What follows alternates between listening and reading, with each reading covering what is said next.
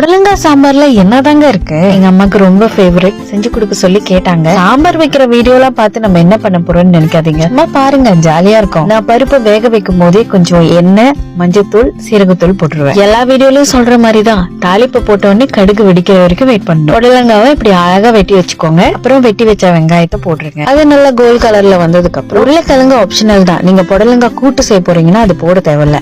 நான் இன்னைக்கு சாம்பாரா தானே வைக்கிறேன். ஒரு கேப்ல இஞ்சி பூண்டு விழுது போட்டேன். பாத்தீங்களா? நான் எப்போதும் பருப்பு வேக வைக்கும் போது பச்சை மிளகாவும், வதக்கும் போது பட்டை மிளகாவும் போடுவேன். 1 ஸ்பூன் மல்லித்தூள், 2 ஸ்பூன் சாம்பார் பொடி. தண்ணி இப்போதைக்கு ஊத்த வேண்டாம், எண்ணெயிலேயே வதக்கி எடுக்கணும். முதல்ல ஒரு 5 நிமிஷம் வேக விட்டதுக்கு அப்புறம் தக்காளி பழத்தை போட்டுக்கலாம். வேக வச்ச பருப்பும் ரெடி ஆயிருச்சு. இந்த ஸ்டேஜ்ல நம்மளோட காய்கறிகள் எல்லாம் ரொம்ப நல்லா வந்துருச்சு. நம்ம பருப்பை இதுல இறக்கிடலாம். உங்களுக்கு தேவைப்படுற அளவுக்கு நீங்க தண்ணி ஊத்திக்கலாம்.